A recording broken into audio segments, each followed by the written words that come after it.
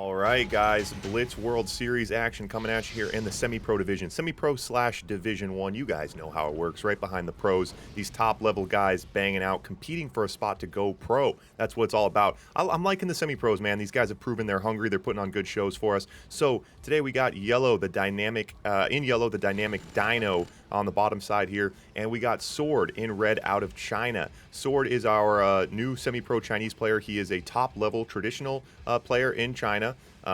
He's played under Cover Bar. Some people know him by different names. There's a couple different Cover Bars. It's confusing. Anyway, he's a top-level traditional player. He's taken a liking to Blitz, and I'm excited about it. Now, we've already seen Favor Sword play a couple games in semi-pro already. He beat Saw and he beat Fuzzy. So right now he's undefeated. I'm having him work up the ranks. Dynamic, obviously one of our top semi-pro players. He finished third last month, I believe. So Dynamic was our third place finisher last month. So definitely a little bit higher ranked than the people that Sword's seen already. So we shall see. Now both these guys definitely familiar with this map. They've been playing it good, put on a good show. And this map, man, this map's been playing. We've had some really fun, exciting plays on this map. So I'm excited to see. I mean, we're so early in the month to see how the action starts to progress on this map as new metas start to develop.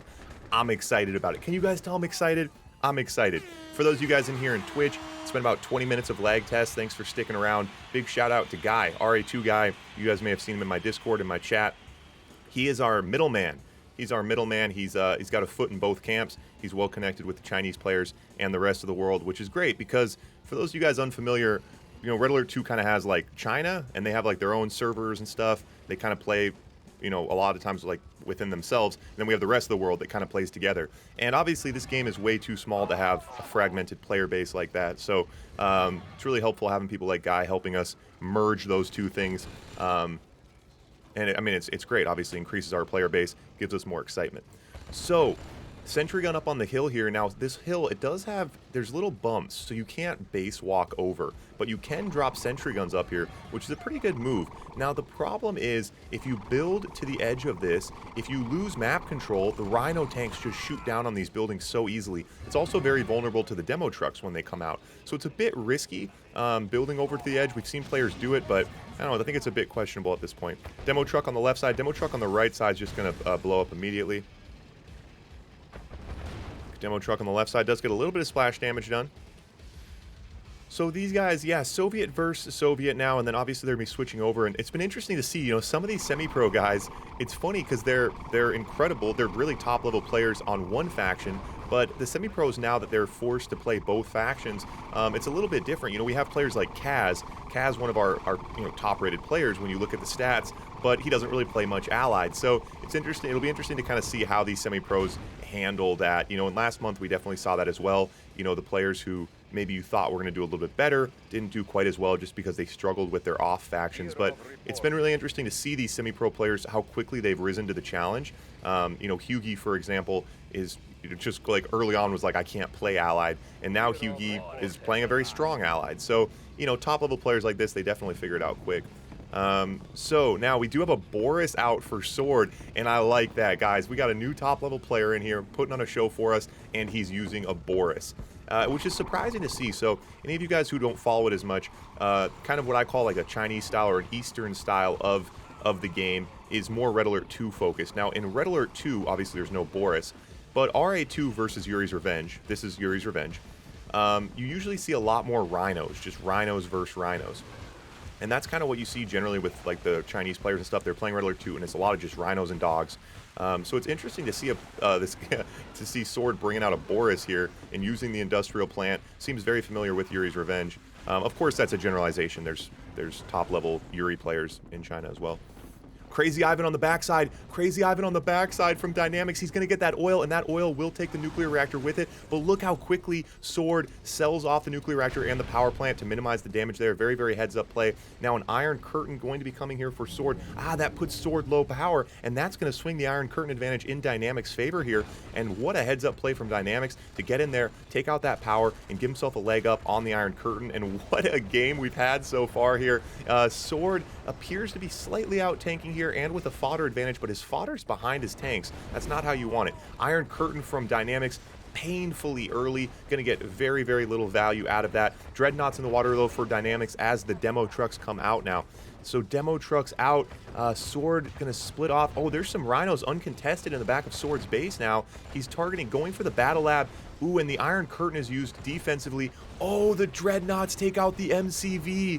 The Dreadnoughts take out the MCV. The Iron Curtain was used defensively. Sword forced to go on the offense now, heading downfield. Can he take out the Battle Lab before the Force Shield comes? We shall see, we shall see. He's focusing on clicking down tanks here. Sword has a ton of uncontested tanks.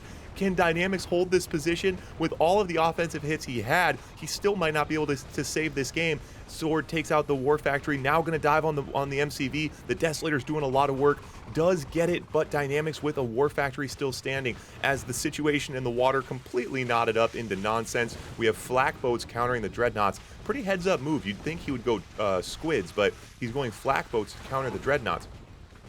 I have no idea what's going on right now. Both players have Iron Curtains, and it looks like they both have power in this position. Crazy Ivan out for Favor Sword on the front line.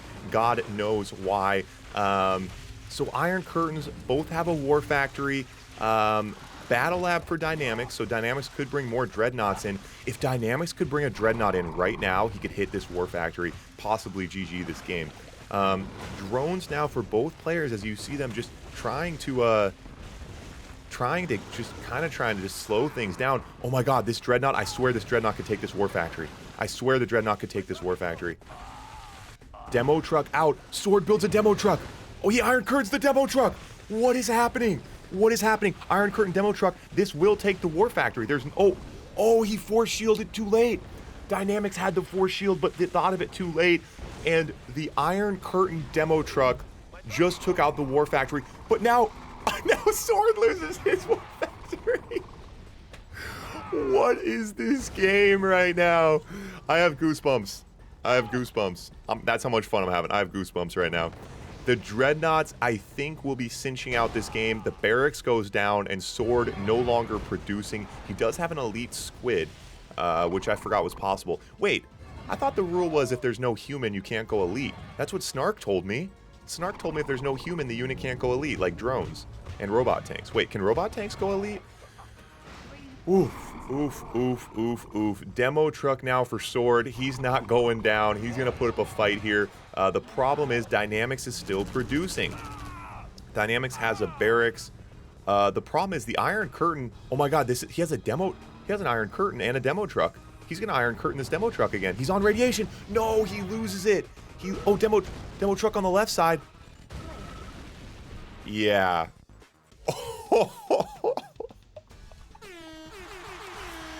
Oh my god, what a barn burner, boys. That was the best point.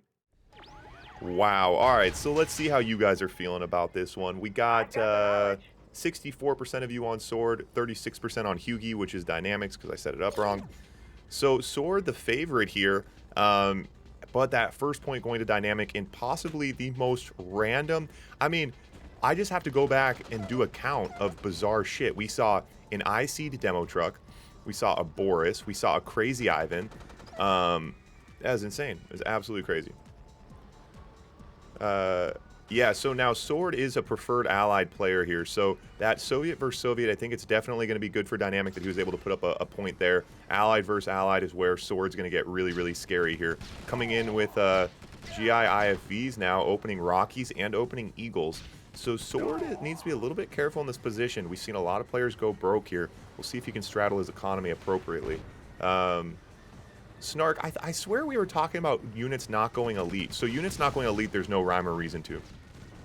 Like drones can't go elite. What units can't go elite? He's going to dive on the War Factory here. He's going to get it late on the repair for Dynamics. Super late on the repair. And Dynamics going heavy anti-air in this position. And how is Sword doing this right now? Sword only went one Eagle. That is, okay, Sword, that was a bluff. That was a bluff from Sword. Sword went one Eagle, one Rocky, and Dynamics way overcommitted to the anti-air. He built a Patriot missile and 3 IFVs.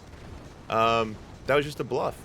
Sword pretended like he was opening, doing like a heavy air-only opening, and then he got a massive Grizzly advantage and easily won this game. That was really well played. Really, really well played. Dynamics now on 2 barracks, now on 1 barracks. That's going to be it.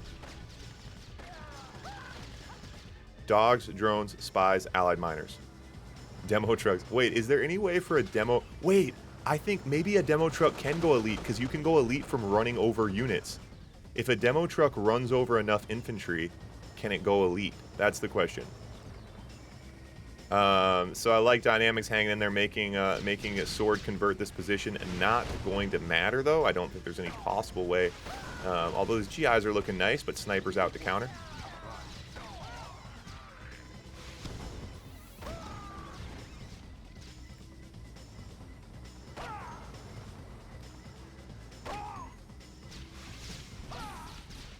Wow. Okay. So sword, and that's what's, that's what's fun, like, as a game develops, right? So you have, like, right now there's like these standard metas, right? So we've seen players open Eagles and Rockies, and when a good player opens Eagles and Rockies, it can be really tough, right? So they're going to use the Eagles to hit your IFVs, they're going to use the Rockies, and so you need a lot of anti-air. You need a Patriot missile, you need a few IFVs, and so I really like this from Sword. He gave him that look, he pretended like he was doing that, and then he just totally shifted, rolled through with the Grizzlies and got it done. Because obviously, if you go 4 Eagles and Rockies right out the gate, you're not really going to have enough money to out-tank like that. So, but the fact that he just went 1 Eagle, very, very interesting from Sword here. Yeah, Dynamic's just going to call GG. Yeah, correct. Yeah, Guy. So for that, and then they switch. It doesn't. So ultimately, Guy, it doesn't really matter because they're going to play. But like, it doesn't really matter that much. But I can just assume that when he has a choice, he's going to go allied. It's not really a big issue. All right, so point number 3 here. Point number 3. So Sword's looking tough as allied, and now, oh my god. I mean, the thing is, when I see an allied player open an Eagle and a Rocky, I super commit to anti-air, and I usually still lose. Now, to know that players might fake commit, pretend they're going heavy air, and then switch it up, yeah, that's absolutely exhausting. We're not going to see it this time from Sword, playing a little bit more straight up. Grizzly straight out of the War Factory. Oh, he does bring the AFC out. Let's see. Keep an eye on the Rockies and Eagles top side if he starts bringing something here. So did he go oil before War Factory maybe? I forget. I think Dynamic might go oil before War Factory sometimes. Can't remember. All right, and now the forward barracks, and so Dynamic is trying to control this cliff. He's trying to build to the cliff and get sentries up there. So he's he's able to dodge an Eagle hit, which is nice. Doesn't have much of a Rhino advantage here. Now the GI's on the front lines, so he brings the sentry up. That was a very, very nice play from Dynamics, but the GIs are coming in as well now. That was really, really nice. And the way that Dynamics dropped that sentry gun, brought the Rhinos right in behind it. It's a pro level move. Very, very nice. That idea, right? Drop a sentry, use your tanks, seems very rudimentary, but the timing is everything. Dropping that sentry gun, pulling all of the aggro from the Grizzlies as the Rhinos hop in and get a couple free shots. Very nice. And now this is what we've talked about. If you spread yourself out and you lose map control, you are going to be vulnerable right off this ledge. And I'm surprised to see Dynamics pull back there. He could have pretty easily finished off that barracks, I think. Yeah, in Yuri's Revenge, can a dog not eat a Rocketeer as it comes out of the barracks?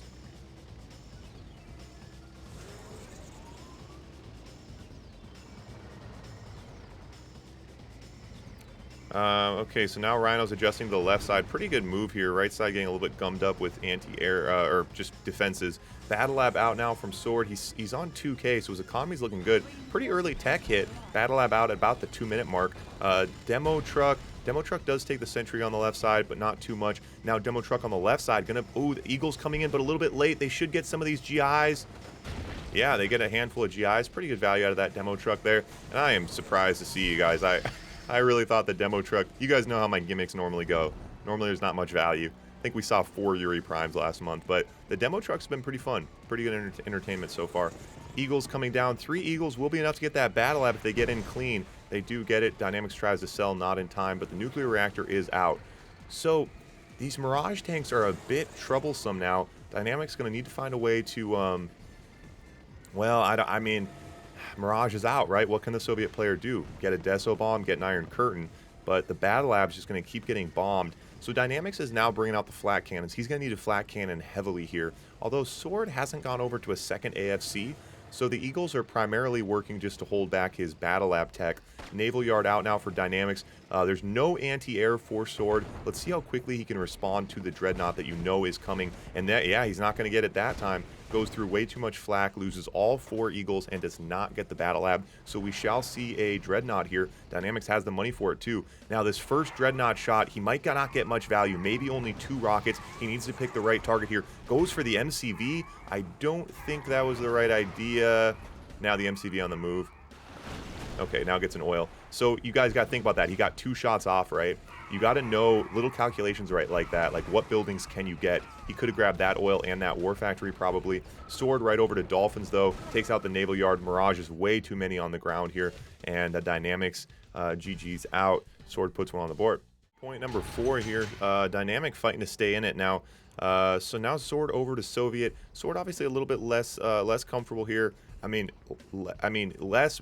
He has a great Soviet. He has a better allied. So we'll see. Now the problem is we talked about a lot of these other semi-pros, Dynamics included, much more comfortable with Soviet. Their allies often kind of revolve around some early parlor tricks, maybe some GI rushes. But I don't know. Dynamics finished 3rd last month, so he certainly got the reps in with it.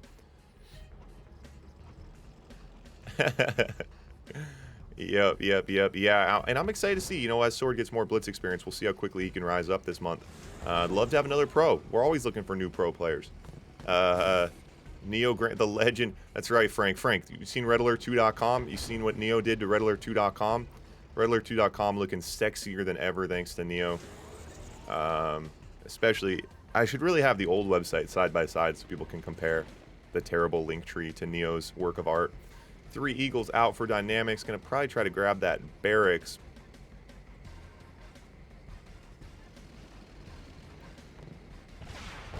Does grab the barracks, gets him out clean. Nice unit control. Rhinos over the hill now. A lot of GIs to hold, but no Grizzlies. Dynamics, buddy. Dynamics War Factory's AFK. He's on 3K. AFK on 3K. You don't want to be AFK on 3K. Why is Dynamics not building tanks? Dynamics now on 5K. Dynamics saving money for an unknown project. Dynamics now building Grizzlies. Okay. Desolator's out now for Sword. Pretty obvious move here. He's going to do a single, looks like a single kind of Deso bomb here. Ooh, does get that. Oh, and the sniper out from the barracks just in time. 4 Eagles again, going to look for some value here. Does grab another barracks. Is he going to get out clean? Yep, all 4 Eagles coming home for dinner. It's always good value. Canceling out the barracks is nice. Oftentimes you'll cancel out your opponent's ability to build a war factory, which they're often working on. But this is a lot of Rhinos here. Probably needed to be using those Eagles defensively. If you're going to put yourself this far behind on tanks. And then now, so Dynamics on 8K, no pillboxes. So quite a few things going wrong here for Dynamics. Allied versus Soviet. Regardless of the position, you want to be pretty quick on the pillboxes, but particularly in this position. Demo truck now on the right side, rubbing salt in the wound here. Does save the MCV. Dynamics on 11K, just not spending money. And it's difficult, you know, especially in a series so far. You know, you got to remember that, you know, the things that happen in the other games do kind of carry over. And I think Dynamics just feels spread a little too spread thin here. Just kind of, his head's been kind of spun around these last couple points, and you see him just, I mean, just a little bit frazzled here, just not really playing the game that he's used to. But that's what a good player will do to you. A good player will force you to play their game, get you out of your groove. So now a Kirov on the right side he's trying to get this demo trucker on the backside, not going to work. Does get a little bit of splash damage on those Rhinos, but not really enough. Dreadnought out now, Kirov out now. Not really anything for Dynamics to do in this position. Okay guys, so at this point I basically just space out in the game because I think it's over, but this is where things start getting interesting. So the Dreadnought down the middle takes out an oil, and in case you're confused here, I'm literally recording this over in real time because this is an incredible point. The Dreadnought takes out the oil, it takes out the MCV. The Kurov gets a massive hit on the right side here, a massive chain reaction, but look at Dynamic going downfield now with a batch of Grizzlies, and he gets backdoor on Sword, now diving on Sword's MCV. Sword's MCV goes down. Okay, so now both players out in MCV. The Dreadnought's pretty much locked up right now. Dynamics made a beautiful switch over to those cruisers to cancel out that Dreadnought. Conscript's now coming down the middle here. And you see both players, I mean, both players on a war factory. Both players, well, actually, only Dynamic here has the barracks. Both players in the water, but neither player has a battle lab, so not much to really be done in the water. Dynamic now starts building destroyers, though. Destroyers on this map are kind of interesting. Obviously, they're kind of like little tank boats, right? They can actually do some damage to enemy tanks and also do damage to enemy units as well on the ground. Oh yeah, the barracks. So oh my God, sorry, I'm rewatching this game. I can still hardly keep up. So Sword did have a barracks, but now Sword just lost it to the destroyers. Really heads up thinking they're from Dynamics to get those destroyers in the water, and the destroyers take out the war factory. So now Dynamics is down, Sword is now down a war factory. Dynamics with a massive batch of Grizzlies and Eagles and war factory. And Dynamic wins the point in an absolutely incredible comeback. I totally missed that. I was literally daydreaming talking about next month's tournament. So I had to get back in here and hype that one up for you guys. All right, let's get into point number 5. It's going to be a barn burner, boys. I totally was not watching that game. I totally... That was definitely my fault. That was absolutely my fault. I just totally spaced out. All right, here we go. We got a barn burner here. Point number 5. I don't know how it happened, but I'm excited to be here. If you're watching this on YouTube, like, comment, and subscribe. It's free for you. It helps me immensely. I know I say it all the time, but it really does matter. The algorithm cares about that kind of stuff. Even in the comments, if you just drop a GG, say good game, exclamation mark, maybe throw a couple hand clapping emojis. Any kind of comment does help the algorithm. Always appreciate it. Of course, if you want to join the fun, redalert2.com, you can find all the information there. You can download, start playing Red Alert 2. Takes about 10 minutes, costs 20 bucks. It's easy, and it's as fun as you remember when you were a kid. We got events every month for new players, regardless of your skill level. We're always looking for new players, so be sure to join my Discord as well. All that information, again, can be found at redalert2.com. Sword in super early now with 3 GIs and a couple Grizzlies going right at Dynamics War Factory. And I like this. Sword's the kind of guy, he loses a point, he says, okay, I'm not doing this again. Let's go right at him. He pushes in here but doesn't get the War Factory. And when you push like that, especially versus Soviet, if you don't get value, you can find yourself in a very tricky position here. Dynamics now sitting back a little bit, doesn't really have the Rhinos to counterpunch. Sword bringing more GIs. More GIs now to come in. Second War Factory for Dynamics now out already. 2 oils into a second War Factory. Is that with sentry guns as well? Yeah, very nice. Okay, gonna work. GI's out now to either help hold, possibly offensive, possibly defensive. Is Dynamics going to consider a radar here? Possibly get a Desolator to the front line. Looks like he is preparing to get some sentry guns up on that hill. Does not want to give up the higher ground to these GIs, which looks like it's pretty much inevitable here. Dynamics cannot afford to engage with these GIs, but he also can't afford to give up the higher ground. When this oil melts, the oil is going to take the War Factory. He's going to have a massive chain reaction, possibly game ending here, but Dynamics does have another War Factory behind it, and we've talked about, guys, this zone is so scary. Now, Soviet versus Allied, you'd think you could hold it, especially early game like that, but he does give it up. Now, Dynamics looks downfield to try to find an opening, but he's heavily out-tanked now. Sword is running full speed. He's not going to lose another point. He's not going to lose this series. You love to see a guy who's hungry like this, and yeah, Sword firing on all cylinders. Dynamics getting rolled through right now. Although I did say that last game, and then I spaced out and started talking about something irrelevant, and Dynamics came back. So, never know, you never know, but in this case, looking pretty tough as Dynamic goes over to drones. You gotta think it's not gonna be enough. War Factory goes down, 1 Rhino left on the field, 2 elite conscripts going on a quest. What can they do? That's gotta be the GG's. Sword takes it home, and what an absolute banger of a series. You love to see it, you love to see it. Hats off to both players. What a match. I'll have to go back and watch that 4th game since I completely missed it.